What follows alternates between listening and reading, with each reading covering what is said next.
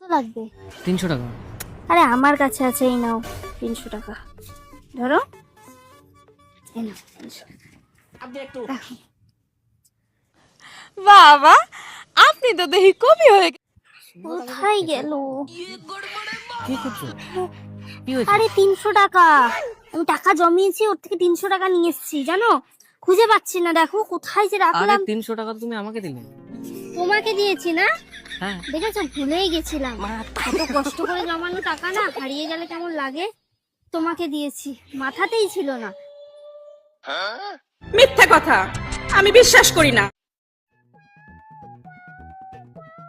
এই বলছি কি, চলো না জুস খেয়ে আসি, আমার কাছে 300 টাকা আছে, চলো। ও শিট, আরে আমি তো ওই ভিতরে তোমাকে 300 টাকাটা দিলাম, ভুলেই গেছি, দেখেছো? 300 টাকাটা থাকলে এখন জুস খেতে পারতাম, বলো। আরে ওটা আমার জমানো টাকা, সকালবেলা নিয়ে এসেছিলাম কিছু খাবো বলে, তোমার তখন লাগলো না, তাই তোমাকে দিলাম। আরে আরে আর কি বলবো, আজকাল যখনই রাস্তায় বেরোতে হয় না, কিছু ক্যাশ হাতে নিয়ে বেরোতে হয়, কখন কি দরকার পড়ে বলা যায়। আজকেই দেখ না, আমার বর ক্যাশ হাতে, তারপর আমি আমার জমানো টাকার থেকে 300 টাকা ওকে দিলাম। হ্যাঁ, এইটুকু তো মিনিমাম কমন সেন্স না, সব জায়গায় তো সব হয় না, ক্যাশ তো লাগেই, তাই না?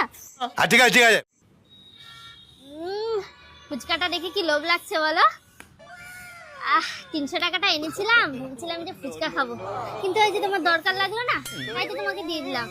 300 টাকাটা থাকলে না জমিয়ে ফুচকা খেতাম, জানো না, জমিয়ে। কিন্তু না, খাও। আরে জমিয়ে তোমার- ফুচকা খাও, জমিয়ে। যাও।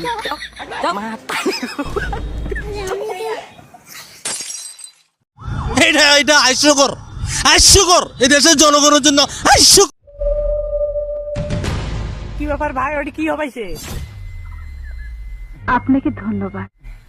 এ ভাই, একটা লেবু চোর কর্ম এর উপরে না কাউ কর না। হ্যাঁ, কাউ কর না মানে গাছটা কার জানিস? এ ভাই, কার হয় হোক, চুরি বিদ্যে মনে করো মহা বড় বিদ্যে, যদি ধরা না পড়েন তাহলে তোমরা মহান ব্যক্তি। আচ্ছা, একটাই নেবো, একটার উপরে বেশি নিবেন না, কাউ কর না। হ্যাঁ, এক কালা পাড়া, এটা লেবুর গাছ আমারে। আচ্ছা হল না তোমার এটা গাছ, একটা লেবু নিবে আসছি। হ্যাঁ, তো দরকার পড়লে তোমরা আমাকে চোর কন, এই ওই জন্য কালা পাড়া কন এক আমাক।